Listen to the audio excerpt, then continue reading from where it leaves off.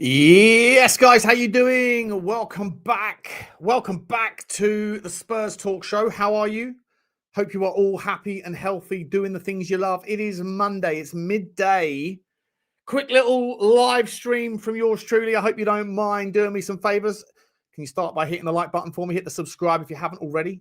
Notification bell button should be squeezed and comments should be dropped as always. We are also always available on your Spotify's, on your Apple Pods, your Amazons, all that jazz, all that jam. So if that's your thing, then please give us a follow and a rating over there. We're also today sponsored by OK Jersey. You know by now the score with OK Jersey. Get all your latest Jeremy Jacquets. Get your shirts, your retro, your new, your training gear, your athleisure wear, branded, unbranded. And usually you get phenomenal pricing and phenomenal quality that gets even better with an 8% discount at checkout using code Sean. For the next 4 or 5 days, guys, you get 15% off at checkout. 15% off at checkout by using code Sean15, SEAN 15. So what a unbelievable deal that they're throwing out, because it's a transfer window special. You know, so make sure you go and get your best things, get your best clobber. Guys, what a disappointing start to the day, or late last night. First and foremost, it came out. We came out with the news last night. I didn't come out with the news last night. It came out last night that at 7:30 last night, it said that Fabio Paratici, I can't even speak this morning, Fabrizio Romano said at 7:30 last night that Tottenham Hotspur, the deal was basically done for a certain Andy Robertson. That it was done. Here's the story. Let me bring it up for you. But it's been updated ever since then. And it's not good news, guys. It's not good news. First and foremost, here was Fabrizio Romano that says, why can't I see it on my screen? It's disappearing on me. Here we go. AS Roma have already agreed to let Kostas Tsimikas leave the club and return to Liverpool next week. It's true. We are in talks with Liverpool about that, says director Ricky Massara. Unfortunately, that's not how the evening ended. Slightly getting excited, but then, of course, as per usual, there's always something to dampen your evening. And where is it? Where's my story here? He's put out more. Where's David Ornstein? Oh, that's why. I've gone too far back. I'm all over the place this morning. You know, I'm not usually doing stuff at this time. We then found out that, unfortunately, Tottenham Hotspur working on a deal to sign Andy Robertson from Liverpool. The plan was brought forward. That's not it either. That's from the 23rd. What am I doing? What is going on? Here we go. Andy Robertson from Liverpool to Spurs is not proceeding at present. Gee whiz, that was hard work to find. It's right at the very top as well. I'm an absolute donut before midday. Agreed in principle for the move to happen after the UCL group stage, but required that Tsimikas recalled by Liverpool is not possible so far. Roma are seeking a replacement, but time is running out. Now listen, it's the afternoon, isn't it? It's just turned the afternoon, yeah. It's afternoon somewhere. It's 5 o'clock somewhere. Where's the alcohol? Where's the alcohol? And I'm not doing it, not on a Monday. I'm on tea. I've just got a cup of tea, a bucket of tea. This is a giant bucket of tea. And I have some squash. So, there you know.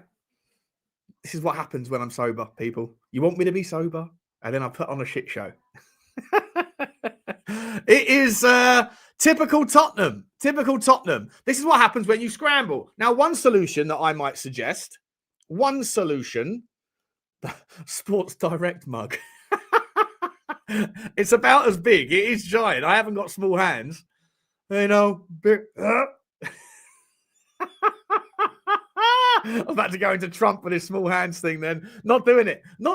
Can't do any accents when I'm sober. Sorry, everybody. You want Sean, you're going to get Sean. Yeah, I'm off sick, so no alcohol for a Scotty boy either. Unbelievable. Afternoon to you, Jordan. Big up to you, Ghosted. What is crack-a-lacking, people? What is crack-a-lacking? Oh, my God, I've just seen what a start to the show. My man, Box Kev. Mate, Kev, you're too generous. And it's also far too early. It must be 4 o'clock. You're in San Francisco, mate. It must be 4 a.m. What are you doing up? Are you up? Were you out late last night? Were you out late last night on a Sunday night, or were you up super early? What is going on, Kev? Thank you so much, mate. Thank you very much indeed. What a way to start the show. $20 super sticker. You know what you get with a super sticker? You know what you get when you start the super sticker train. Well, you get the super sticker sound. The choo-choo to you. Choo-choo, Boxy. Thank you very much, my man. Appreciate you. Let me know what on God's green earth you are doing up at 4 a.m. out in California time. 3 a.m. in Alaska, apparently. Sub Dan, what are you doing up? What are you doing up? An early morning pee break. It's like me. I'm not looking forward to the days when I'm like in my 60s, if I make it that far. I'm not looking forward to those days. Because I know, like, I was talking to Lubo. Lubo was like, Sean, when you get to my age, you have at least 2 to 3 pee breaks in the every night. I'm already on about 2. I'm already on 2, maybe sometimes 3, depending on how many ciders I've had. Well, if I make it to 60, I reckon I'll be like 6 or 7, maybe 8 peas a night. I mean, what is going on? Bigger mug than Thomas Frank, says Spurs King. Unbelievable, unbelievable stuff. Listen, what are we going to do, guys? Well, one solution might be, I don't know if this is possible, but maybe we loan the guy Sousa. You know? I don't know if that's possible with work permits and all that. It's already taken a nightmare to get him into the country. Will it be just as difficult to get him a work permit to go out on loan? I've got no idea how that works. Let me know if any of you guys know. If you've got any employment lawyers out there. I'm sure there's 1 or 2 of you that work in law or work in, understand that stuff. But yeah, I mean, it's just mental. It's just mental. We pivot to Andy Robertson. Everyone, well, half the fan base get excited and see it as a valuable transfer. The player wants to come. Apparently, we've agreed a deal. The price is probably 3 to 4 million, something like that, to get ahead for 6 months. It's fine. And now it's Roma that are holding us up. And do you think maybe Roma are holding us up because of Radu Dragusin? Do you think maybe that's the solution here? Do you think maybe they'll go, you know what, we haven't really got a left back, but I don't know. Maybe we could find a left back a little bit quicker if you were to allow us to have a certain man by the name of Radu Dragusin, and maybe his agent is on the goer. I wouldn't be surprised if his agent doesn't come out in the next couple of hours and says, maybe one way to make this thing work. There's a little bit of grease in the palms. You scratch our back, we'll scratch yours, sort of thing. I don't know. But how is it that Roma are cock blocking our own move? I haven't played the cock blocks jingle for a long time. Where is it? Is it still here? Where's my cock blocker? Just when you thought your squad was getting proper, that player won't leave. They call that cock blocker. I haven't played that one in 2026. Yeah. Wouldn't be surprised if the agent orchestrated that, Zeddy. Yeah, 100%. 100%, oh, my man. Curtis Jones. No, that's not it. I was about to do the Harry Kane song then. Curtis Jones and me. What's that song? Mr. Jones? Mr. Jones. Ow, fuck it. I can't do it. I haven't got any booze in me. What do you want from me? Sensibility? Fine. Let's get boring and no more attempts at accents and no more sing-songs because I just can't do it sober. Me and Mrs. Jones. That's it. I'm trying to think of the song. That is so stupid. A cock blocker, isn't it? Like proper cock blocker. Wilson T never felt confident of Robertson deal going through. Oh, that's interesting. Counter Roma and ask for Sule. Now, he's a player. He's a Ratatata. I like that Sule. Counting crows. That's it, Biggie Spurs. Dr. Jones. Curtis Jones. Calling Curtis Jones. Curtis Jones. Pick up now. What are we doing here? Listen, but Curtis Jones, do I think he's coming to Tottenham Hotspur? No, I don't. Would I like him at Tottenham Hotspur? Yeah, I would, yeah. I would like him at Tottenham Hotspur. I think he's a good player. I like Curtis Jones. He's big.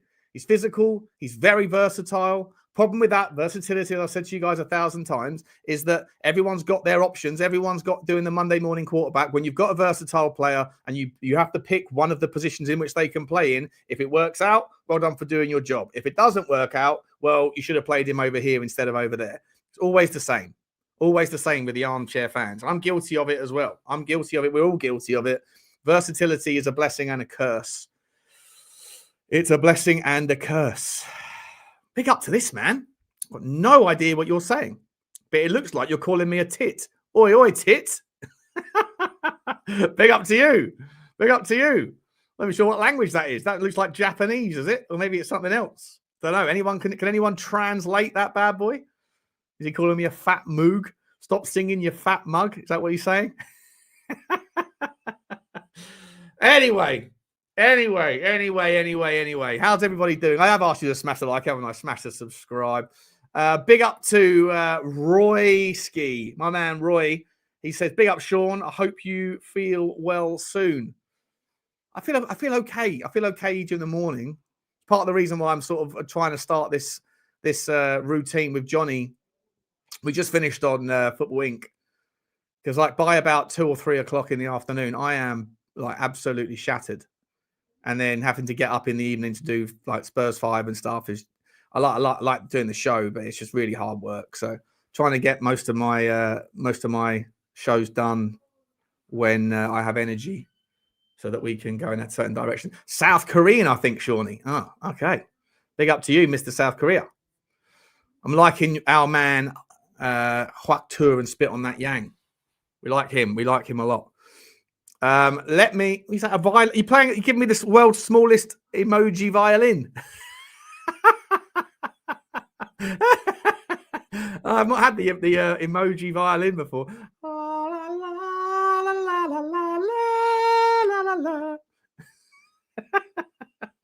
Morning's always better after a good pull. Well, breakfast with Butler, indeed. We're not going for Strand Larsen. We are not going for Strand Larsen, AJR. No chance are we going for Strand Larsen. If we go for Strand Larsen, that to me is almost as bad as Dominic Calvert-Lewin. And look how that worked out. You know, I said in the summer, if Tottenham end up with Dominic Calvert-Lewin, I will go Levy out. This is right at the start of the summer before he pissed off. And then, of course, for the most part in the season, Dominic Calvert-Lewin's played a lot. He's had loads of chances, missed a load of chances, but now he's on the best run ever. So if I say the same thing about Strand Larsen and he ends up coming, he might end up scoring 10 goals between now and the end of the season. But I really don't want him. I think he's absolutely overrated. I think he's bang average player, not to me. Not for me even. Panic buy for Jean-Philippe Mateta. Well, is that a panic buy or is that just a smart purchase? I know he's 28 years old, but we're looking for some leadership, aren't we? We're looking for some people that have been there and done it, experience. I don't know why people are downplaying this one. Like Scott Amos saying, I'd take Mateta at this point. I'd take Mateta. Like, I would. But like, I feel like the words at this point, it's like we don't think he's particularly good. I think Mateta's brilliant. I know he's downing tools a little bit, obviously, at Palace. He's fed up of I think the environment at Palace is absolutely shocking. Have you seen Crystal Palace's run? Have you seen Palace's form? In the last 11 games, they've lost 9 and drawn 2. Absolutely shocking, including losing to us.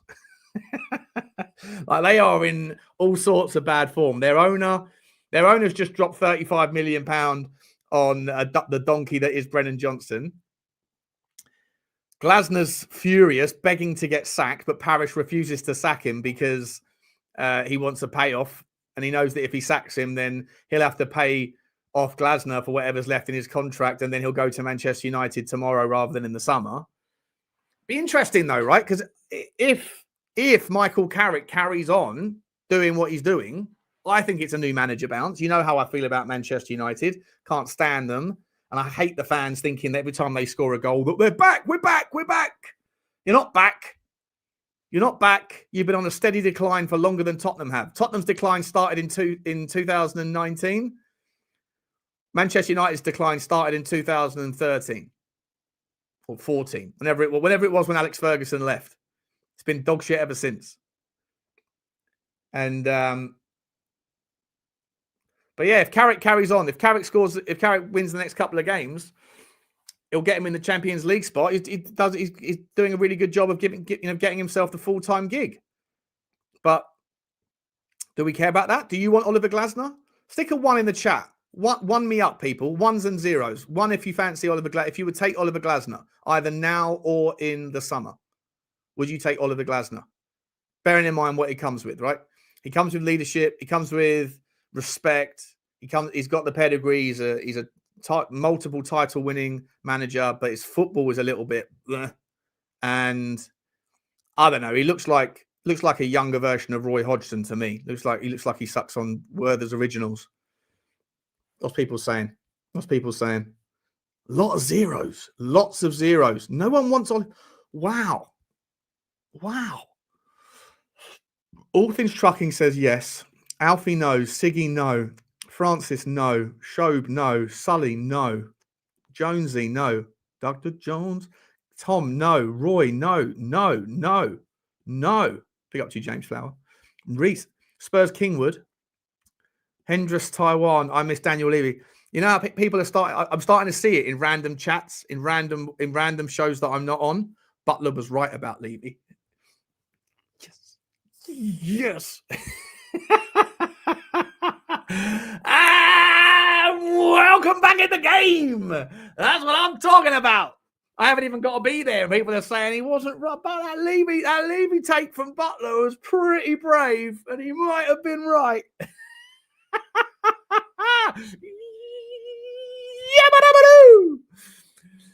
Big up to you, Logan. No for Matt. No for Marcus. No for no one. No one wants him. Pierreologist does. I'm surprised that is a 99% zeros. I am surprised by that. Wow. My Levy, our chairman. There we go. Love it, people. Love it. Welcome to the dark side. Glasner is the same as Frank. What did you expect, Sean? No, Glasner's a FA Cup winning, Community Shield winning, Europa League winning Thomas Frank. Thomas Frank hasn't done anything. Glasner gets the teams over the line. When Glasner gets to finals, they win. You know? When Glasner gets to finals, they win. I think he'd be one of those meh as well. Like, I'll kind of sit there and go, if we sign him, I go, all right, okay, I'll get behind it. I'll be on board it kind of thing. But I'm not like, he's my number one.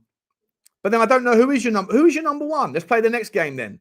All right, stop the 1s and 0s. Let's go to Pochettino. Let's go to Pochettino. 1 for Poch, 0 for no. James is saying it has to be Poch so we can move on. 100% scratch the itch, buddy. Scratch the itch. Yeah.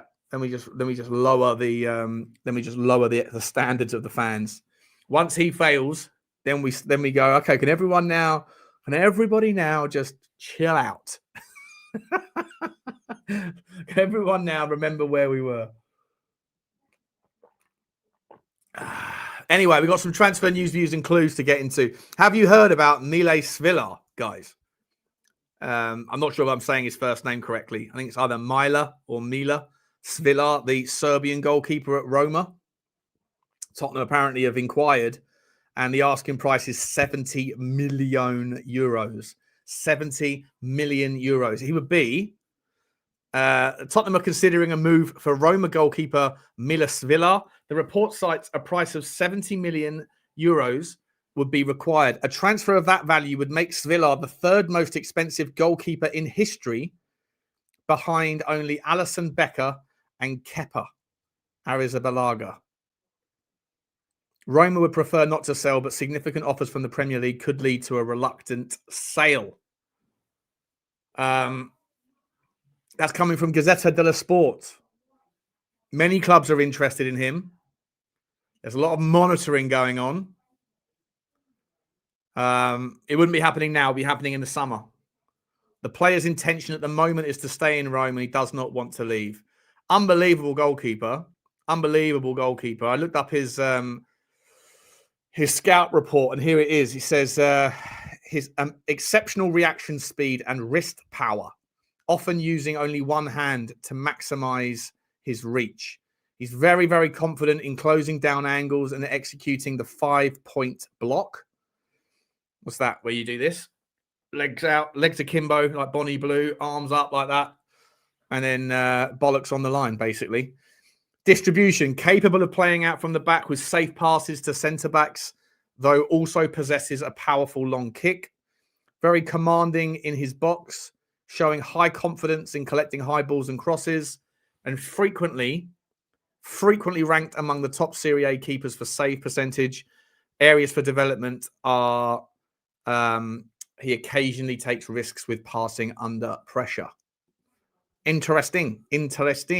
Sounds like the perfect goalkeeper, right? If he's good in the air, if he's good with the ball at his feet, if he can do the old 5-point reach thing, and he's got exceptional wrist strength, you know? I've got exceptional wrist strength. Well, only in one hand. If you know, you know. If you know, you know. Sean, was it nice to see your good friend O'Keefe on Connor's channel last night? I didn't actually see the show. Someone messaged me saying O'Keefe's on Connor's show. So I text Connor and said, tell that man to unblock me. And then Connor told me afterwards. He goes, as soon as the show finished, Paul O'Keefe said, all I could see in the chat was, why have you blocked Sean Butler? Unblock Sean Butler. To which Paul O'Keefe apparently said to Connor, who the fuck is Sean Butler? So apparently I've been unblocked, which gives me the great pleasure to let you all know that now I am going to block that guy. You can't block me. I'm blocking you, baby. I'm blocking you. Yeah, you like it? No, I can't do that. I need the access. To the...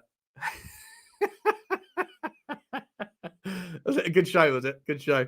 Their channel's going to do really well, aren't they? They're two good guys, two very good guys, and confident, good talkers, knowledgeable. Their channel's going to do really well. You know? Oh, there he is. Oh, Connor. You can't block me. I block you. Billy T blocked me for absolutely no reason a while back. Well, listen.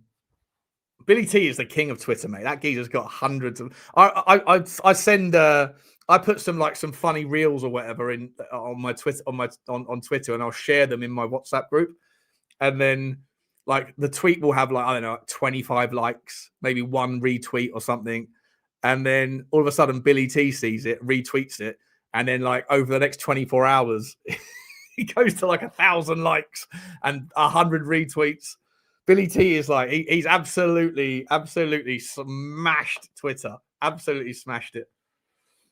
Yeah, Connor's too big now. He's too big for Sean's show. Too big, you know. Looking over my shoulder. Nah, congratulations, Connor, mate. Congratulations, mate. Good. I told you you'd be very good, mate. I told you you'd be very good. I take all the credit, by the way. I take all the credit for you and Billy T. I don't know why. I just feel like I'm going to take all the credit. So, well done, Butler. Well done, Butler. Pat on the back time. Pat on the back. Anyway, let's get back to some football stuff, shall we? So, Mile Svila doesn't want to leave. Typical Tottenham Hotspur. I was just saying this on Football Week with Johnny, right? It's all very well having your 6 profiles, look, we're working, we are in the market. We have identified first, second, third, fourth, fifth, 6th profile, and we're working. But it's all very well having your 6 profiles, but if none of them are interested in coming to Tottenham, it's like me saying I fancy having a girlfriend. My first choice is the bird from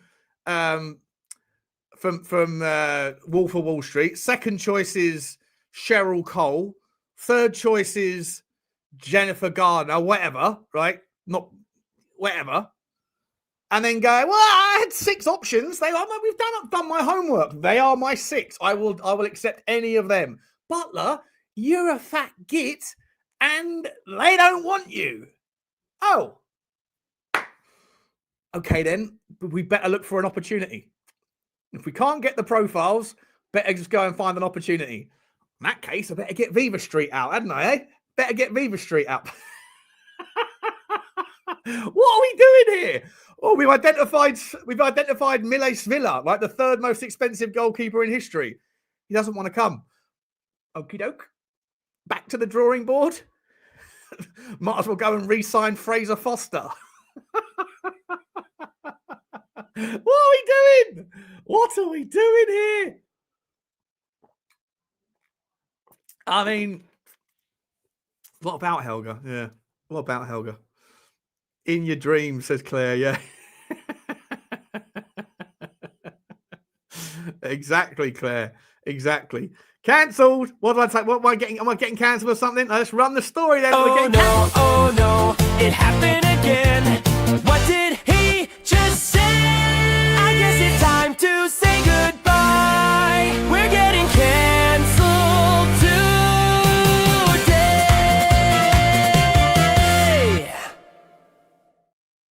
In other news, we've also put in an offer for Kang In Lee. For Kang In Lee of PSG fame. Tottenham Hotspur made an inquiry for Kang In Lee this month, asking whether a loan deal would be possible. According to sources, Paris Saint-Germain responded swiftly and decisively, informing Tottenham that Kang In Lee would not be allowed to leave. Oh, there we go again. Oh, we're doing our profiling. Has anybody considered whether or not the profiles we're looking at would like to come to Tottenham? No, that's not my job. I'm the DOF. I'm Rob McKenzie. I'm the scout. I do the scout videos. What have you done today, Rob? Well, I looked at a couple of videos of Kang In Lee. I think he worked really well for Tottenham. Okay, like that. Let's go and give PSG a call. Any chance? No. Thanks very much. Bye. What are we doing? This is absolutely insane. This is insane. I mean, deal. You want Kang In Lee? No. You only take Kolomoani. We don't want Kolomoani no more. Tough luck.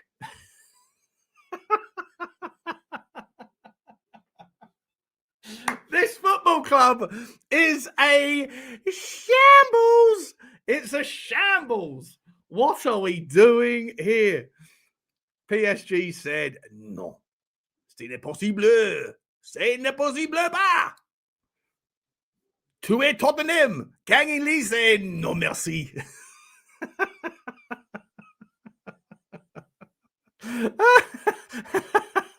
I wasn't doing Kang In Lee's impression. I was doing the PSG. If you want me to do listen, I'll get cancelled on that one. I don't even know how to do a Korean. I've got no idea. I got no idea apart from you make the R's the L's and the the L's the R's or whatever it is.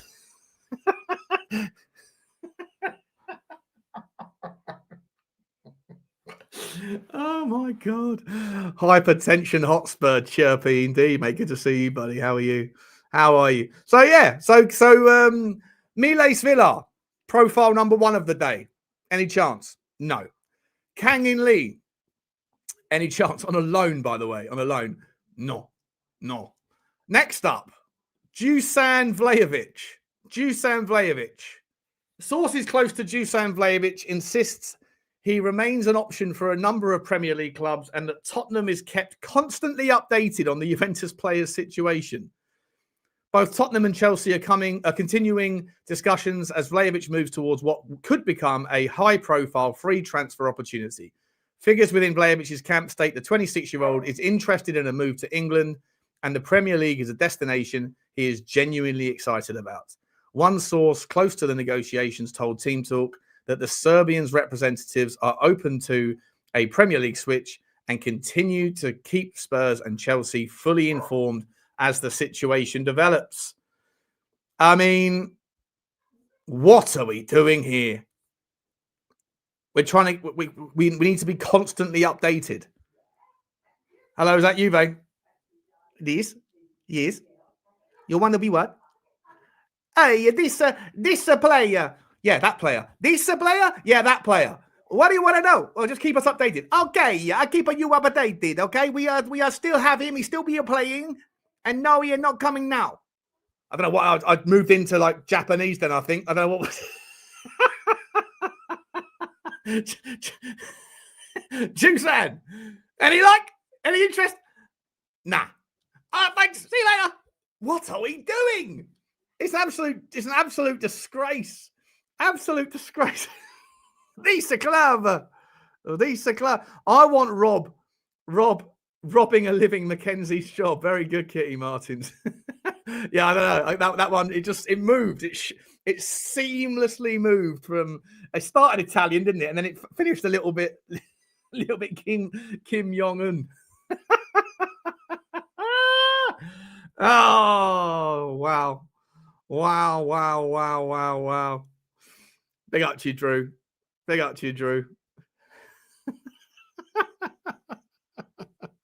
Decent club. He keeps calling every day, saying, "What about the Doosan today?" I said, "Nothing has changed from yesterday."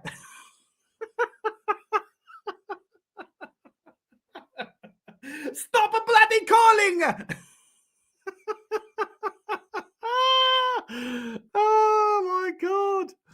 Oh my god. Appreciate you, Matt. Appreciate you. Oh, Jesus Christ.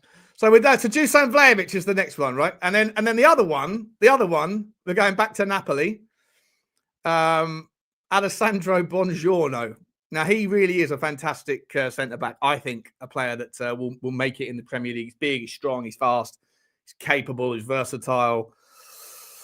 And here's the report. A report from the Italian outlet Calcio Mercato states that Tottenham Hotspur are interested in signing Napoli centre-back Alessandro Buongiorno and could potentially make a bid. The 26-year-old Italy international can play centrally or left-back, or has a contract that is valid until the summer of 2029. It is said that any potential deal during the January window depends on the offer made and on whether Napoli's manager Antonio Conte is willing to sell to that club. I mean, listen, great player. I'll take him in a heartbeat. What's that? She's asking, what the hell am I listening to? All right. Listen. I apologise. Me and the missus are in the car just like... Sorry. Listen, this is no alcohol. No alcohol and no FB ref. This is it, hard pop sausage. This is the problem. This is the problem. Now we have to go and use our eyes, right? It's a little bit more difficult because I can't show you clips. And also, like I say, I need to get Rain on it. Rain Man. He knows how to turn data, Excel documents into visual graphics and things. Because FB refs with like, green bar's good, Danny Kiriakou, green bar's good, red bar's bad. I bet you he's listening. I bet you he's going to pop up now and go, oh, you bastard. FB refs it's good. It's good because of the green bar's good and the red bar's bad.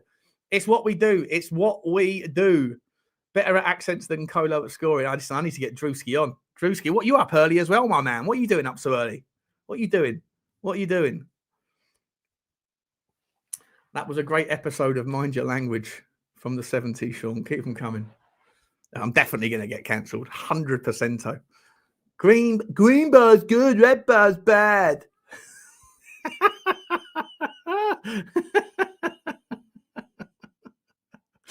He's at work already.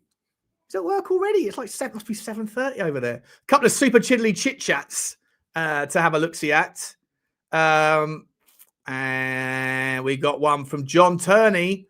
My man John Turney out in Japan. Big up to you, my man. He's put in a super sticker. Choo-choo to you, Johnny boy. Choo-choo to you. Is that a baseball jersey that you've got in your icon there? Or something else? It looks like a baseball jersey. Baseball's the only thing, the only team jerseys that have ridiculously high numbers like that outside of NFL. It might be NFL, but also with the kind of 2 color schemes on the thing. Big up to you, John. Thank you very much indeed. Also, because Japan they like baseball over there, don't they? So, taking my son to his first game on Sunday. Big up, my man. Big up, buddy. My man in Woking. Manchester City, isn't it? Did you buy a half season ticket? Is that what you bought? I know the Blaine Devlin finally got his hands on his half season ticket and immediately regretted buying it. I think he's probably already put all of the games up on the exchange. You know, big up to you, man. I hope you enjoy it with your son. That's a cool experience, I'm sure, for the first game. How old is he, by the way? Let me know. Rexo03 says a better manager would attract better players, or a better scout would be able to identify better players. This is the thing, right? This is the thing for me. Oh, by the way, sorry. Let me just quickly. Big up to you, Rex. Appreciate you, mate, over in Australia. Thank you very much indeed. And Ulrika Karatata, do a Thomas Frank impression in an Italian accent. That's going to be hard. That is going to be hard. You want the dance? Someone wants the dance. Okay, the dance is up.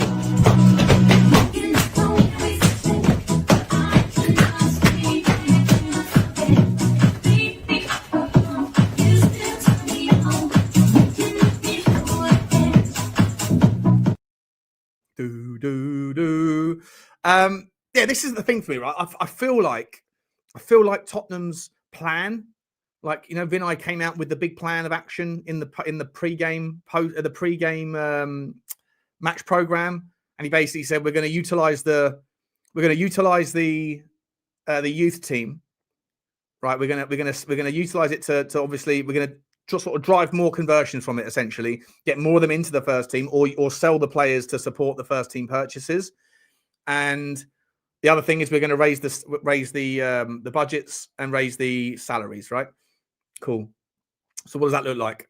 Well, so far we overpaid by 10 million euros what we needed to do to get Conor Gallagher. Superb. Let's not forget we also overpaid by 10, 12 million euros to get Brennan Johnson. We also sold a player at peak value in Brennan Johnson without finding a replacement. And as Johnny said quite correctly on Football Inc. a little while ago, you could also ask some questions around whether or not it's particularly clever to announce to the world during a transfer window that you are... What the hell? How has Lubo got into my stream? What the fuck? All right, Lubo. How you doing? I'm all right. How are you? All right, you're playing. How do you have access to my stream? Because I'm a techno wizard now, mate. That's what. Oh, you've gone into the StreamYard and you've seen my thing there. You go, I'm just going to pop in. There you go. Why not? Okay.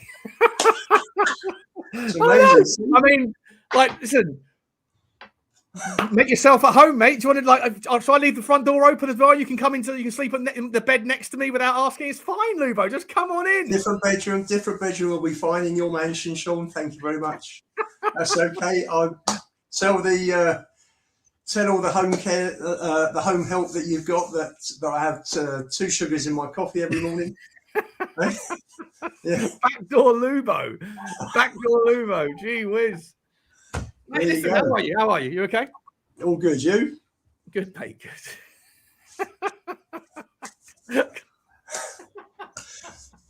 See? That's funny. You've gone from being complete Luddite to full-fledged hacker in the space of 48 hours. Absolutely. When I do something, I do it properly, Sean. I did tell you that. Yeah, fair enough. Yeah. Well, I was just talking about the language in that. Do you think? I think Johnny brought this point up on Football Inc. this morning. Do you think it makes any, like, the risk in communication? Here's where I'll start. The risk in communicating things to the fan base is that it's not just the fan base that hears it. And so when you say we're going to raise the wage structure in the middle of a window, does that end up meaning that people like Conor Gallagher their agent's going to ask for 25 grand more than they otherwise would because you've already announced that you're going to raise the wage structure? Possibly. I mean, you can frame it very differently, and you can say that we're very ambitious and we'll do whatever we can to bring the right players in, and that says it all, doesn't it? Really, you don't actually have to mention wages. It's how you mean, it is how you frame it. I mean, nobody's actually talking to them, and I mean, it's just like the blind leading the blind, isn't it? Yeah, it is. Just laughing at the comments. Looking, the comments are laughing at the backdoor Lubo. Listen, what what I wanted to say was, I feel like Tottenham's strategy from what I can pick up from what is in that thing in that program is basically we're going to spend more money, right? But if you're spending more money but you're not identifying the right players, or as I was saying in the first part of that show, if you're identifying profiles of players that are in your top 6 choices but none of them are realistic targets, like there's another story out today that Tottenham are linked with Tchouaméni from Real Madrid. I mean, what are we doing here? What are we doing here? That guy is never in a million years ever going to respond to a polite inquiry from Tottenham Hotspur that he's the guy for us. Right? Never going to respond. Well, that's right. But talking of transfer links that Spurs have been mentioned with is going back to Andy Robertson or Jordan Henderson in your world. I don't know why I keep making that mistake. David Muller-Wolf at Wolves is being looked at by Roma at the moment as a replacement for Tsimikas. Right. So this has just dropped on the phone in the last couple of minutes. So on the phone, what do you mean? Via one of your sources? No, via Football London, which is Ali Golden. Yeah. And Roma wouldn't let him go without playing the game on Thursday first in the last part of the group stage, last match. So wouldn't leave until Friday at the earliest, Friday, Saturday. So we wouldn't be seeing Robertson until Old Trafford if he joins. Yeah. So looking at it realistically, do you want him? I think he will bring a professionalism to that dressing room. He's a leader. He's a fighter. In isolation, I think he'll be a very good buy, even for 18 months. But it's nowhere near what we need. We've fallen so far short. Listening, I heard Paul O'Keefe saying on Connor's show last night that Spurs have gone for 5 unavailable left wingers. I mean, what is the point? Seriously, they got 4 months to sort this out, and they go for left wingers that are unavailable. Yeah, it's just. I understand a couple of them are injured. A couple of them, not all of them. Yeah. Like Savio's injured. By the way, no guarantee. We wasted our time in the summer chasing after him just for City to say no, and then we might have wasted our time in January going after him. But that like. This is the question for me, mate. Is like, is it Johan Lang that's responsible? Like, none of us are talking about Rob McKenzie. No, he's the head of scouting. He's the guy that goes and finds the players and then presents them to Johan Lang, and then Johan Lang will go yes, no, whatever. Have a conversation, speak to Thomas Frank, and then they all get together and then go and talk to Vinay, and then Vinay apparently now has to go to the geezer from Tavistock as well for the what's his name, David something, Nick Butcher, yeah, a property guy. For the sign-off, we've gone from one property guy to another property guy, right? What are we doing here, Lupo? He has a degree in sports management. He has an MBA in sports management. So you hope does that mean he knows? Does that mean he knows that Savio's a good player, though? Does it? What we like? No, you would think that helps, but then you look at Clearlake and you look at the mistakes that Bowley made in his first year at Chelsea, and he made some horrific mistakes there before he got his act together. He got rid of Bruce Buck and Marina Gravoska and the rest of Bruce Buck's team. He should have kept them for a year, learns about the business. He probably would have saved quite a bit of money, but he got rid of them, put his own people in, found that football is very different to all sports that Clearlake have been involved in America. And, he's getting his act together now, but it's taken them time. Whether Butcher has the knowledge of... Yes, that's correct. It's Viv's son. Is it? It's really? Yes. Oh my God, the nepotism. Yes. The nepotism, man. What? He is married to Viv's daughter, Joanna Silverton. So I was looking up on him yesterday. Nothing has changed, mate. Lubo, when are you going to come around to the idea? I said it at the start, mate. I've been knocking around. I've been watching in the shadows on a lot of channels that I'm not on, and a lot of people are sitting there going, you know what, that Butler, you know, he was brave with his Levy take, but he's right. He was right. It wasn't Levy. Are you going to come around? Are you going to say, Sean, you were right all along? You were right all along, Sean. What I've said is that I think the massive deals, the very big money deals, Lewis had control over. But I think the day-to-day running of the business, dealing with the other chairman, negotiating transfers, setting wage caps, etc., that was down to Levy, and that has caused a lot of the problems on the football side. For me, it doesn't change. He may have done a great job commercially. You don't have a parade. You don't win trophies with a balance sheet. You win trophies with your talent on the football pitch. And no guarantee we would have won anything, but they never stretched us. They never pushed to see how far we could get, and for that, I hold Levy responsible. So you're still wrong. You're still sticking. No. I'm not gonna move off this. I genuinely think, if you'll never hear it, but if Joe Lewis actually came out and said Daniel Levy followed my, I move the needle more than Tata. No, listen, I've never changed my stance. Never changed my stance. I'm sure, listen, Levy's a 30% partner.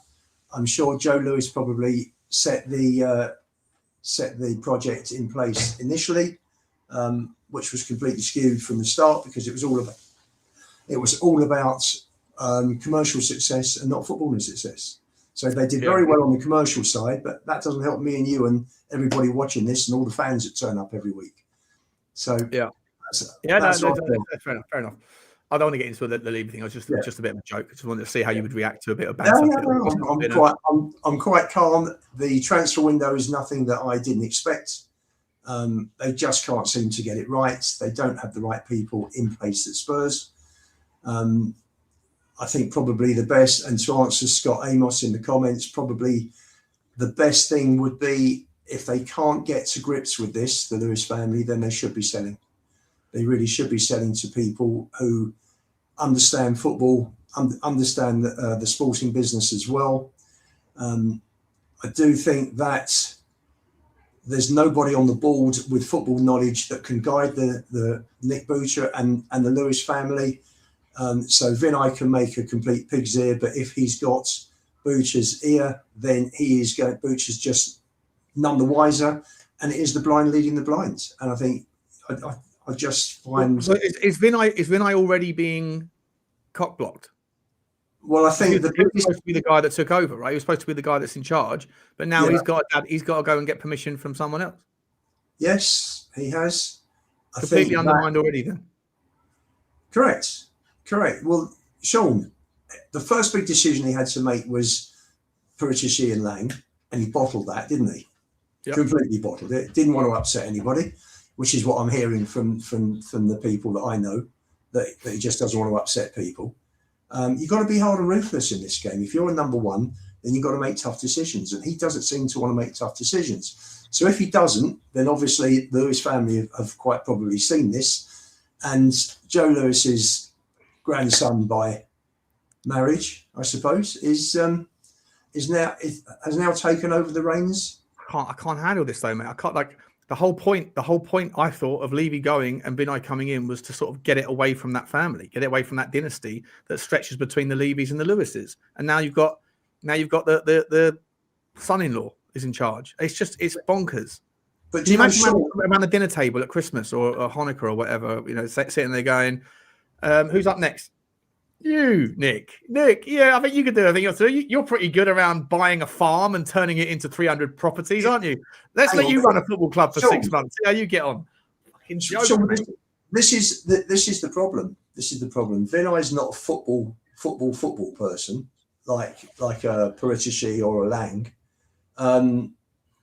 Their ability, Purchasey and Lang's ability, is another subject. But I think it's safe to say they are football people. This is their business. This is their job. This is their living. They are professional football people.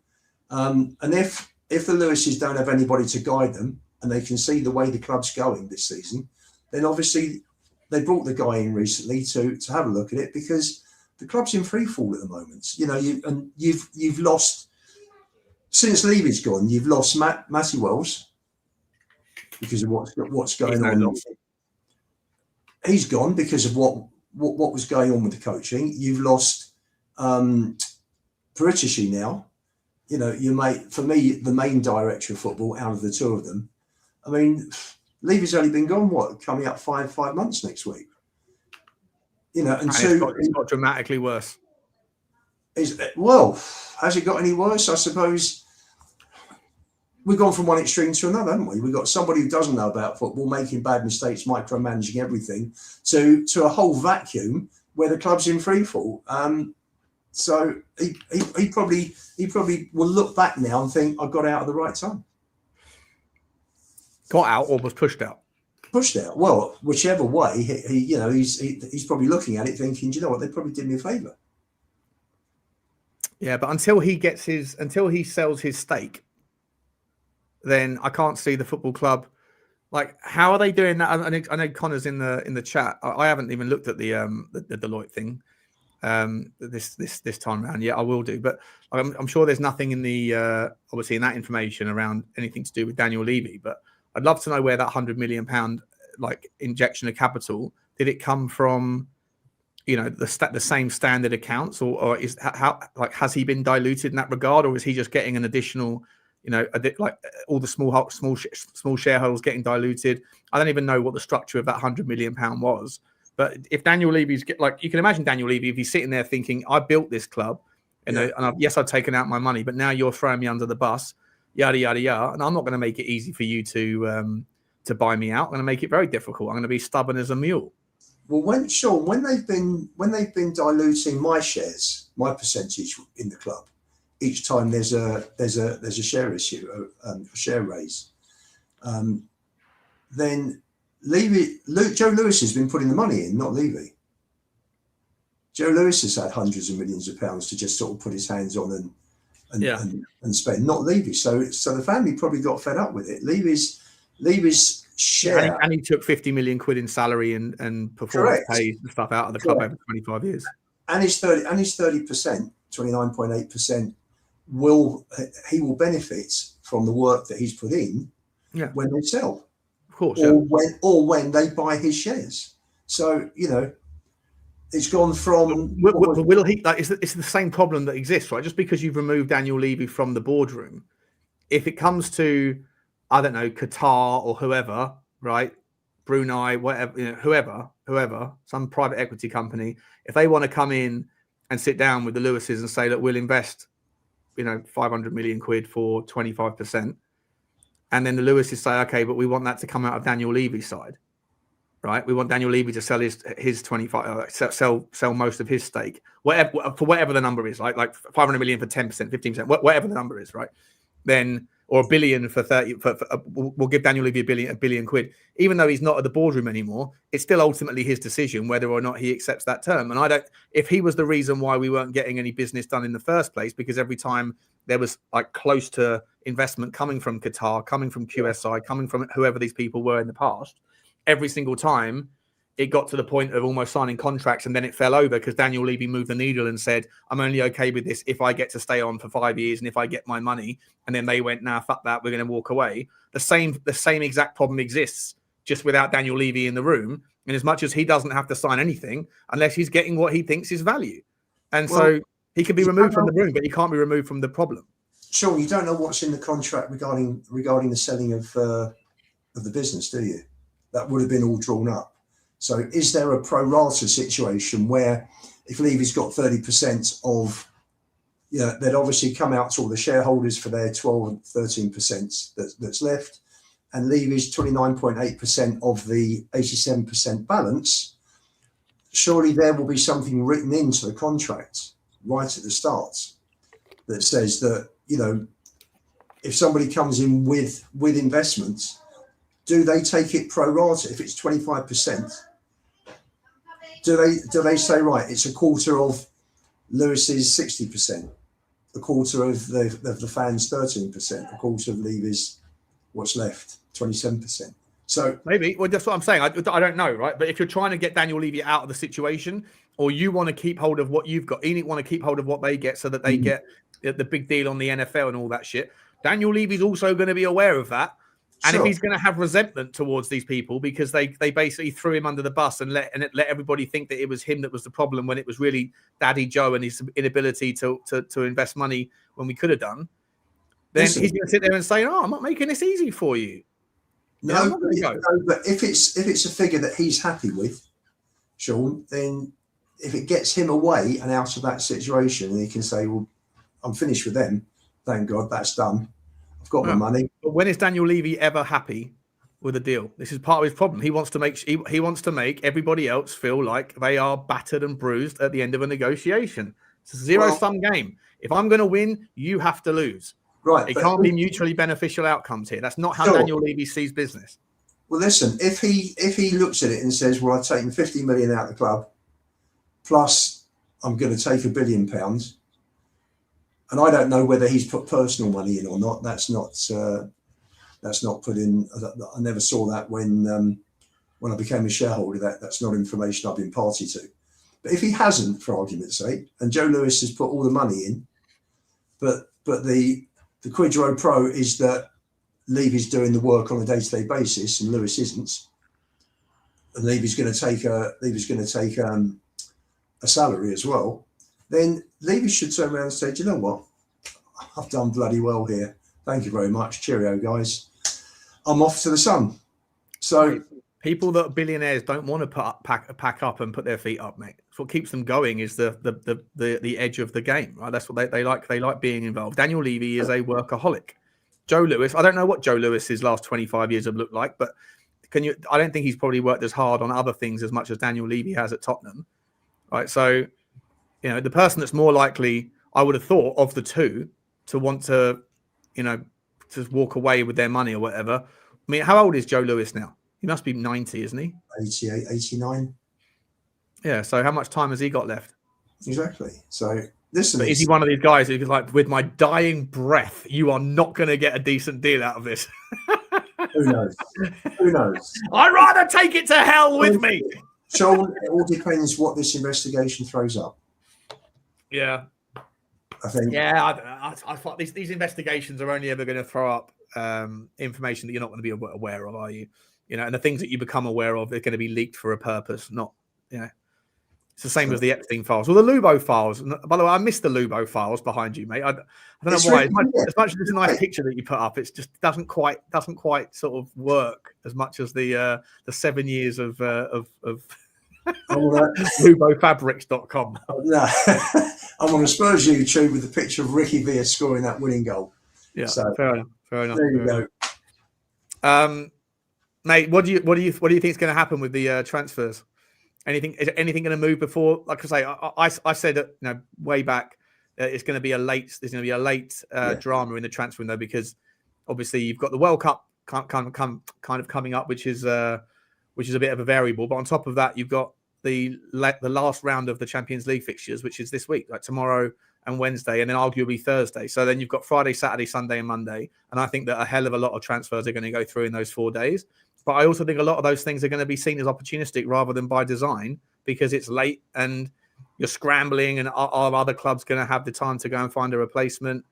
Like even if you're saying this, like the player from was it Everton? You said he's going to go to Roma. The guy from Wolves. Oh, Wolves. Sorry, Wolves. Yeah. Wolf. So then Wolves have to find a left back. So it's like you're in a house chain. You can't buy before you sell. He's a wing back, Sean, that hasn't been playing lately. So that might be a little bit easier. The opening to break the impasse on this deal.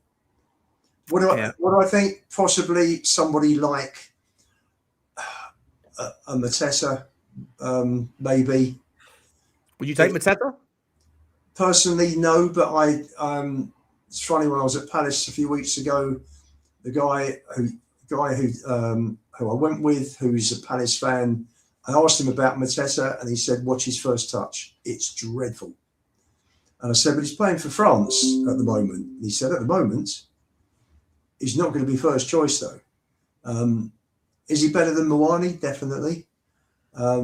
His form has been better than Solanke, I suppose, but then Solanke has hardly played this season. I'm just sort of comparing that to Solanke's 16 in 45 last year. Not ideally, but we are short up top. We're desperately short up top. You wouldn't want Mateta in front of Richarlison? In front of Richalison, yes. I mean, yes. What standard of striker do you think we're going to get in the summer? Would you want Vlahovic? Never done it in the Premier League. Whole different kettle of fish. No, he's untried. Again, there's the potential. Unless you're picking up Vlahovic for 15 million, 20 million, then that maybe that's. Well, he's free in the summer, but you could get him now for probably 15 million. Yeah. But he's on a fortune in his salary, or that doesn't necessarily mean you'd be paying that guy his salary, but. I don't know. I mean, he might be the sort of player that actually fits the Premier League, because the Premier League right now has become all about physicality, right? And he's a big, strong guy. But then so is Mateta. I just think for me, Mateta is proven in the Premier League. I don't get why people don't want him. A lot of people don't want him. I asked on Football Inc. A lot of people were like, nah, not that fussed. I'm surprised. I think I probably prefer Mateta to Strand Larsen. Oh, fuck Strand Larsen, mate. He's such a bang average player. Yeah. So bang average. Like, he's rubbish. If we sign him, I said this earlier. Like I said it about Dominic Calvert-Lewin in the summer. Turned out he scores 9 goals. Typical. In 1 minute, the front doorbell's gone and no one's. No worries. Put Randall Kolo Muani to Juve and take Jonathan David. Jonathan David's a player that hasn't stepped up though. You know, I feel like I changed my mind on him. Like I used to be like, he's just not good enough. He's not good enough at his all-round game. And then he went in the last year, in his final year at Lyon. Was it Lyon or Lille? I forget where he was. Lille, I think. He really stepped up, and I saw he was pressing more. His left foot was working a lot better. He's always been capable with his pace and his running in behind and stuff. But he kind of he became more of a well-rounded player for me. And I was like, oh, okay, I'll take him in the summer. I've sort of changed my mind on him. Goes to Juve and can't get in the team ahead of a guy that they've been trying to get rid of in Vlahovic. So, yeah, I don't know about Jonathan David. Same sort of thing, right? Not Prem proven, not even Prem tried. Vlahovic apparently is injured as well at the moment. Big up to you, Rob Brown, for reminding me of that. Yeah, Lookman hasn't gone anywhere yet. I think he played, didn't he, on the weekend yesterday for Atalanta? He's not injured. He hasn't been injured. Not read of any injury, and he hasn't gone yet to Fenerbahce, has he? No. So that's why I don't get it. I also don't get what if they had. I thought they'd agreed that deal. Atalanta are a weird club, mate. They make every transfer very, very difficult. They make every transfer. They ruined his chance of moving to Inter Milan in the summer. The whole Raspadori thing was weird. Like Atalanta just make I don't know the details, but they just seem every single transfer they get involved in, either in or out, seems to take forever. I don't know if their director of football or their CEO or whoever is a bit of a nightmare. Don't know. Yeah, Wolves fans are desperate to sell Larsen, says Foxy. Yeah, I mean, yeah, it's funny actually because Atalanta. Talk about Atalanta. They are they're 7th in the Italian league. They're 17 points off the top. And are they top 8 in the Champions League? They're doing well in Europe. Yeah, they are. Yeah. Where are they in the Champions? No, hang on. Champions League table. They are currently they're 13th. Okay. But they're part of. They've dropped down. No, but there's 1, 2, 3, 4, 5, 6, 7. There's 7 teams on 13 points. 7 teams on 13 points. So Tottenham really have to win. 8. Is that 8? They're the last of 8. Yeah, there you go. Last of 8. So that's going to be an amazing final day. Amazing final day. But if Tottenham win, we're in. If Tottenham beat Frankfurt, we're in. And Frankfurt have got nothing to play for because they're completely out. They can't even qualify for the playoffs. They've got a tough game against. They had Hoffenheim. They had Hoffenheim yesterday or on Saturday, and now they have Leverkusen on the weekend, which is a tough one. So they might rest some players. I look at the Frankfurt team. I don't even see they don't have any real talent in there anyway. Like they've conceded 19 goals in 7 Champions League games. That's nearly 3 a game. Yeah. They haven't had a good loss. 1-1 drawn, 1 lost 5. They're 33rd out of 36, which is horrendous. Yeah, they're just having they're having a pretty poor season, aren't they, by their standards? Well, I think they're only players that I would even consider being good enough. are is it that Canazun? He's a good player, and Nathaniel Brown, the left back, is very good as well. But apart from that, I don't really recognise many of their players anymore. They've got stripped of a lot of their talent in the summer.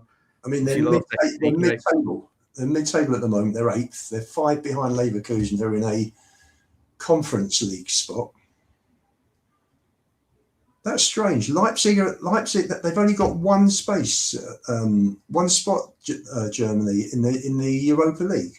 That's strange. The way the table's split, they've got your top 4 for the Champions League, Leipzig for Europa, and Leverkusen at the moment for the Conference. Yeah. What's this? Big Jim. You should call this the bullshit show. Okay. Can we have an example, Jim? I don't know. I have no idea why people that don't like content creators go into their channel. Like, if you don't like it, just don't watch. I don't really block people unless you're outrageous, unless you kick off at other people or whatever. But like, if you don't, it doesn't bother me in the slightest bit if you don't rate me, mate. It doesn't bother me at all. I don't understand why you would want to watch me though. Like, you're just, it's just weird. It's just weird, What do you think about tomorrow, Wednesday night, mate? What sort of team are we going to go full strength? Well, it's not really full. Not many options, have we? Not many, and hopefully Romero isn't injured after booting the advertising hoardings. So is that what he did? Yep. I think he hurt. Still said it was right in front of him, and he hurt himself. He kicked and then he's limping away. Yeah. When he celebrated his goal. God, that was like that header was like an exocet, wasn't it? Yeah. I remember my dad when I was a kid. I remember him like nailing something into the wall, and the hammer slipped and missed the nail, and it hit his thumb. Ooh. And he's got like fucking thing, and then he like punches the wall where the nail was, and he pierces it down with the nail. Oh, what are you doing? It's one thing to make it. Don't fucking double down on it, you Burke. Yeah. Listen. Do you think we're going to beat them, though, mate? Do you think we're going to beat them? I think we will. I'll give you my prediction tonight on the Spurs 5. Big show tonight. Yeah, I'll have a think about what we'll win. I think we'll get it. I think we'll win it. I think it'll be tight. I don't think there'll be many goals because we haven't got the strikers. May well be one of our centre backs again, or Dan. Maybe Dan So this time if he plays 3 at the back. Do you like the 3 at the back? Yeah, I thought it was looked very good first half. I think they looked really good first half. I think the second half, like, it's interesting because I don't think we've always seemed, even since Conte days, we've always had this struggle of never really being able to put 90 minutes of sustained pressure on. Obviously, it's a tiring game doing the press, right? First and foremost. Secondly, if you don't have that many options on the bench, then you obviously try to keep as many of them on the pitch as possible. So if you're going to have a strong, persistent first half, then the consequences are you're going to get tired in the second half. And players like Dominic Solanke don't have 90 minutes in their legs at the moment. So I get it. Like, I'm not asking for 90 minutes of sustained football. I can empathise with that plight. I've got to ask you, Lubo. Like, a lot of people are, I know you go to a lot of the away games. I know you didn't go to Burnley. Feels to me though that the fans have just made their mind up. And anything other than, a victory and a good performance now, and Thomas Frank is going to get booed. If we play well but we don't win, he's getting booed and they're singing the songs. If we play badly and we win, which Palace I think was the last time where we had a pretty ropey, rubbishy game. We didn't play particularly well, but we got the points. No one was happy. I remember against Everton way back when we won 3-0 in the early part of the league, people were complaining because the football was boring and turgid. I just feel like the fans have made their mind up on Thomas Frank. But for me personally, I mean, I was never Frank in, and I've never actually said the words Frank out. But I personally think that the football is getting better. I think I'm seeing something there. Not like, I'd understand if they make the decision to sack him. I'd understand it. Like, I think it's an absolutely reasonable decision as long as they have a plan of what they're going to do in the meantime. But when you look at the variables of, we are playing, in my opinion, slightly better football than we have done. We don't have any natural options of where to go to if you do sack him. If you sack him, you've got to sack half the coaching staff. That's going to cost a fortune. and 4, there's a much better market to find a new manager in the summer. But when you add all those things up, the only reason I would sack him now is if you genuinely think we're in a relegation battle and you genuinely think that changing him for someone else is going to save us from relegation, which doesn't necessarily materialise anyway. It's not guaranteed that you get a new manager bounce just because you change your manager, is it? No, and Amorim didn't give United any sort of bounce last season when he came in, did he? When he replaced exactly perfect example. Yeah. So that is a fair point. The question is, do they leave it till after the North London derby? We got 4 very tough games in February. If we can somehow get 4, 5, 6 points out of that, I don't know where from. City aren't playing particularly well. Maybe we can sort of pick it up, and you just don't know with this team. You just don't know. You know, Dortmund came, everybody thought, I thought we'd lose 3-0. And we outplayed them completely. With, you know, before they went down to 10 men, we're all over them. So for me, that was a pleasant surprise. I think that these are players who can turn up when they want to turn up. I don't know. Would you take Arne Slot? I don't. Would I take Arne Slot? I'd prefer to wait for Pochettino in the summer, personally. Slot won't come as an interim. Who would you? No, but I mean, like, if they sack Slot and then Alonso goes to Liverpool, would you take Slot right now?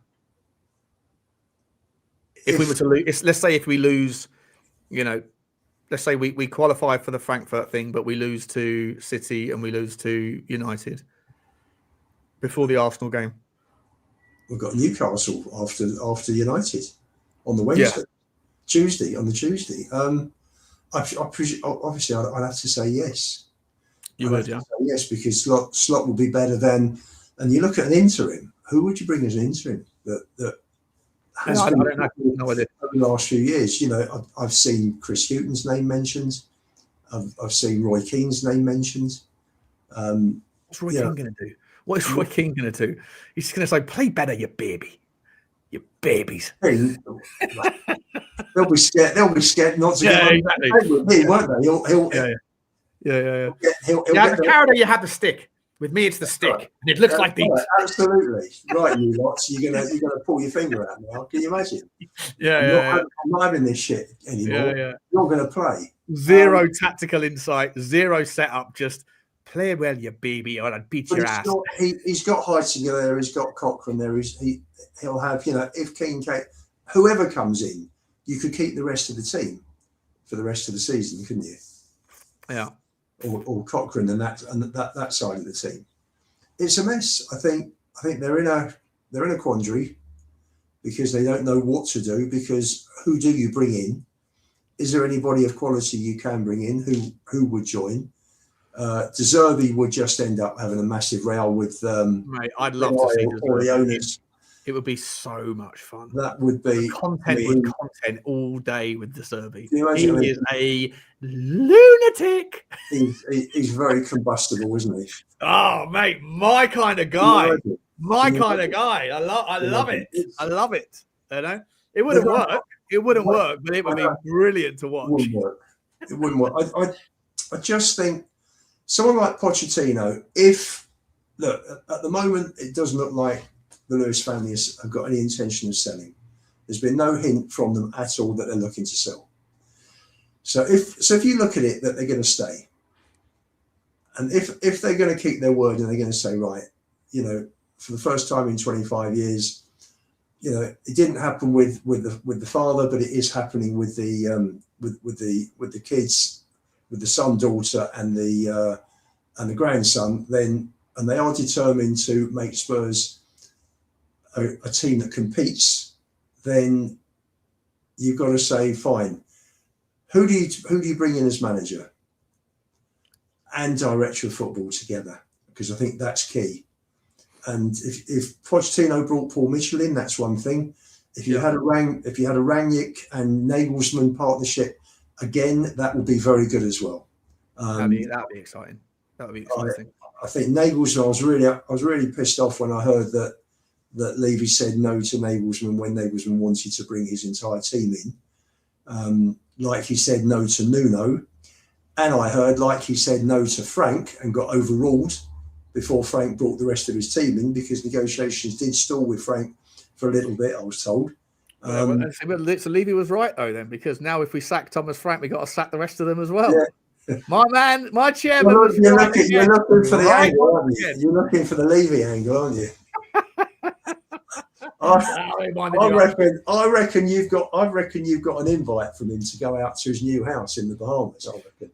Oh, listen, I think the guy does owe me. If I ever bumped into him in like in a lift somewhere, I'd say, you know what, Daniel? Or restaurant, you know, whatever. I'd say, you know what, Daniel, mate, you probably don't know, but I am the guy that for 4 years, my dog had death threats. My poor little Bubba, my dog had death threats because of me standing up for you. That's right. So you owe me an interview on YouTube. Yeah. I was your one friend all those years. Well, yeah, I stood up for you. You didn't even know I existed. Yeah. Yeah, you should say you never reached out once. Yeah, exactly. Yeah, exactly. 100%. I don't know. It'd be nice to get him. I wonder if he'll ever be able to come and do a podcast when he's fully removed. Do you think he would? He wouldn't do it on this channel. He'd do it on one of the bigger channels that probably have slagged him off for the last 4 years. You know, he'd probably go on like We Are Tottenham or Chris Cowlin or Ricky Sachs, one of these guys. And he's little old Butler over here who's been defending him for 4 years. No, get him on with me and Stel on the Spurs 5. Yeah. Oh, listen, I'll have to revoke your StreamYard access. The guys, we've got a massive interview today. Bringing on Daniel Levy. Suddenly I hear this clunk. And Lubo just brings himself into the stream. Backdoor Lubo. I've been waiting 20 years to have a crack at you, Daniel. I offered you the chance to rebuild your Spurs club shop, and you rejected me. And you said no. You rejected me. Then you disrespected me when I asked you a question. 19 years ago. Yeah. Quick! Someone get Lubo out. He's got access to the background of StreamYard. Quick! I haven't got access to your show. You've got to bring me on, Sean. I can't actually come in. Okay. Is that right, is it? Are you sure about that? Are you sure? Yeah. I think you can. I can't just breeze straight onto the show. I think you can, because Johnny can. Well, I don't know how. You haven't worked out how to do it yet. Not yet. There's suddenly pop up on Spurs or Football Link. Can you imagine? Like, put right in the middle of you and Johnny goes, what? It's now called Lubo Inc. We're including Lubo. Breaking news. Yeah. What was I going to say to you, mate? So, with regards the game tomorrow night, what's your prediction? I'll give it to you tonight. Oh yeah, of course. We'll save it for that. We've got to talk about tonight, Sean. Yeah, we've got lots to talk about. Yeah. We can get a full report from Stel on his trip to the northwest.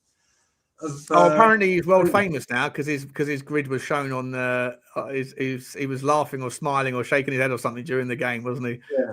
We just gone 2-1 down and the camera pans in on Stel and he's basically smiling like a Cheshire cat. He's going. Yeah.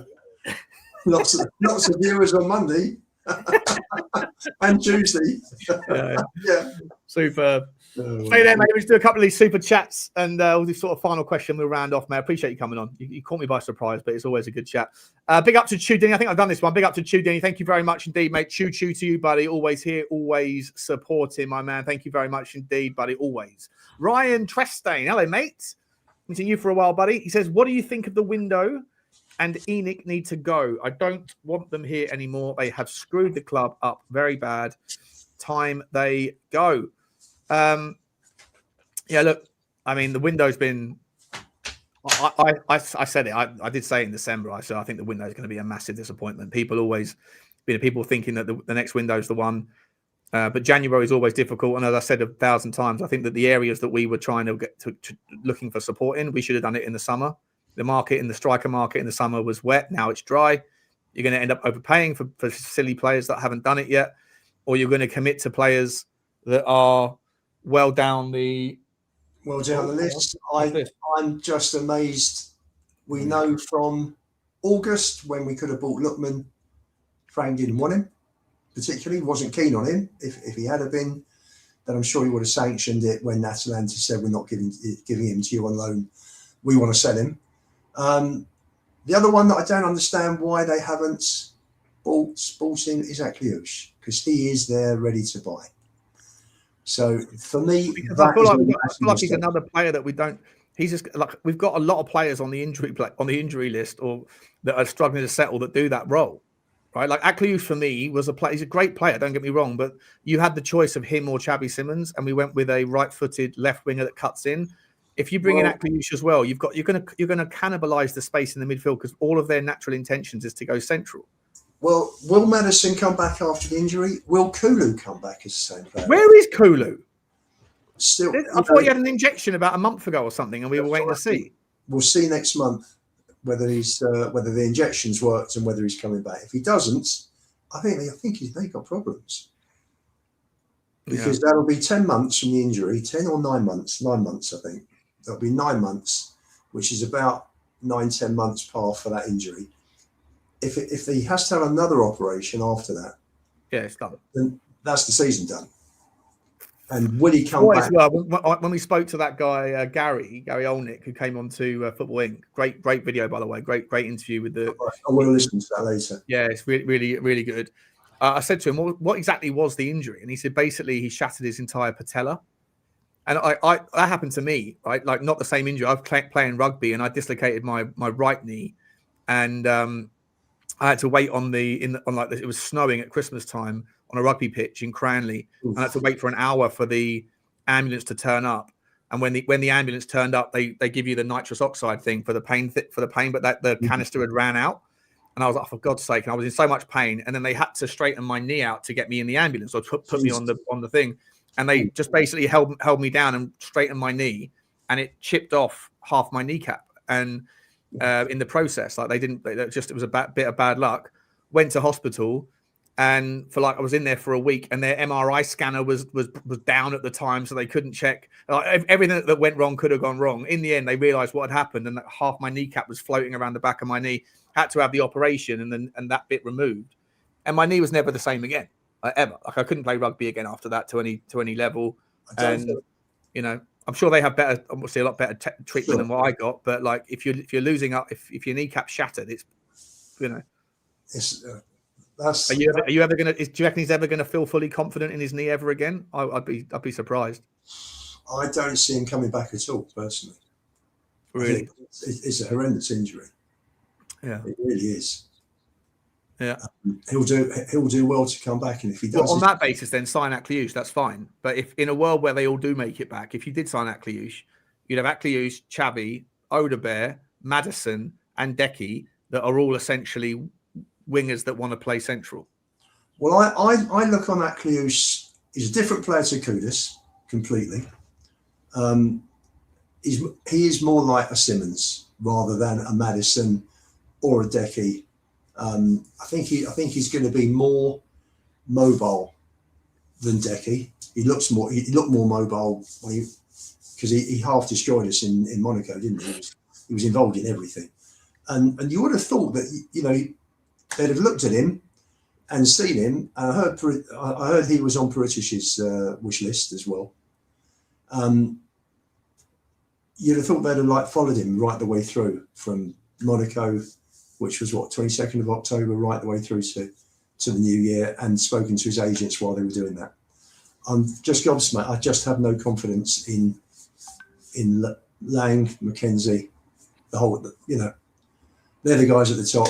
Just no confidence in them, and until they go until we get some proper people in better people. Should I say better? Proper is the wrong word. In my opinion, better people then who are going to come in and they're going to make signings. Ruben Neves. Go. I'm surprised that no one's coming for him right now. Yeah. What a difference he would have made. Yeah. Seriously, what a difference he would have made. Well, the problem is with him, not the problem, the concern with him is that he would be the first player that left the Premier League to go to Saudi and then come back straight to the Premier League. Mm-hmm. Like there's only one player that's played in Saudi and then come back to the Premier League, and that's Jordan Henderson. Yeah. And he's done okay, but he doesn't play every minute for Brentford. No, and he also went via Ajax, didn't he? He went via Ajax first as well, exactly. So a little bit of an acclamation back in. He did well at Ajax, to be fair to him, but So be interesting. AU's the big up to you says more chance of Levy returning than any decent signing. Imagine if he walked back, if he came back in. You get that Vince McMahon meme where he's walking down the street. He's doing the guess who's back. Big up to you, AUs. Thank you very much for the super chat. MUFC has said, as a Man United fan, would you take Sancho or Rashford? I wouldn't take Sancho. No, I would take Rashford. Of course, we take Rashford. Yeah, 100%. 100%. He looks like a player reborn since he's left United. Yeah. You know? But he's on too much money. We wouldn't pay that sort of money. Big up to you, mate. Thank you very much, and welcome to the show. Congratulations on your result yesterday as well. Brilliant. Paul Langley has become a new member of the show. Big up to you, Paul. Appreciate you very much, my man. Love you, buddy. And he's also gifted a Spurs Talk Show membership to someone else. Whoever it was that received that, please make sure you say thank you very much to Paul. And I always promise you guys I'll be doing a fan phone show. I will be doing one, hopefully, with all of my intentions and best endeavours this week. And so I look forward to meeting you guys on that one. Big up to you guys. Thanks, Paul. Thanks very much indeed. Lubo, nothing else really to discuss. So what are you doing today, mate? Going back to work? Got some work on? Going back to work. Going back to Sabbath house? What are you doing? Going back to work for the afternoon, and then Spurs 5 tonight. Spurs 5 tonight. Oh, quickly, what's your thoughts on Oscar Bob to Fulham? I think he's a really good player. I think he'll do really well there. I think that's a really good move. So do I. That's a good move for him.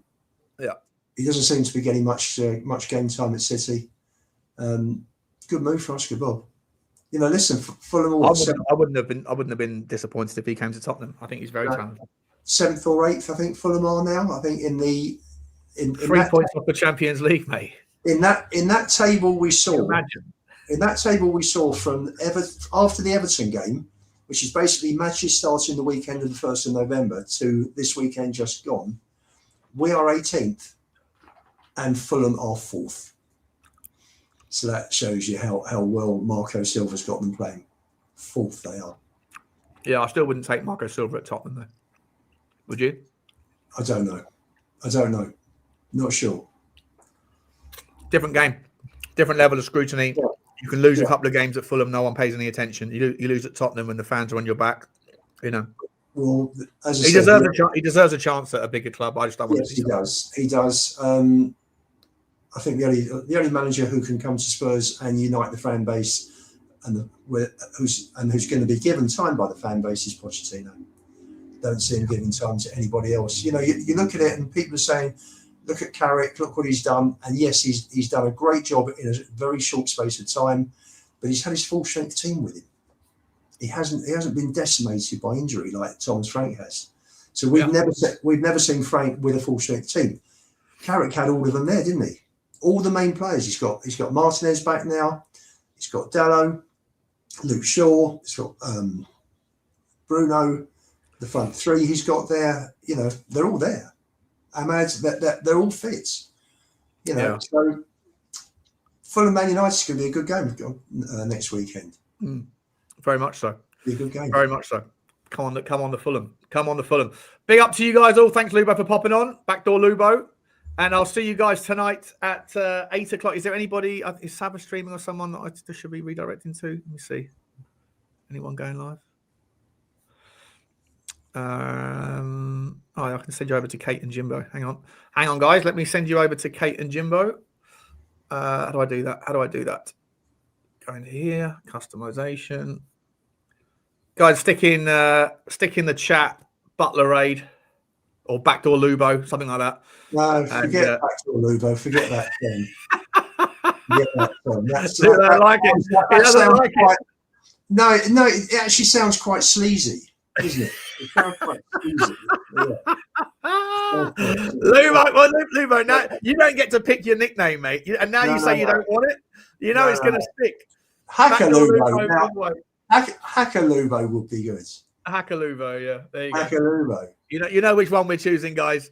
Also sticking Spurs Talk Show. But anyway, I'll see you later on. Thanks, everyone. See you tonight, 8 o'clock. And as always, bye-bye.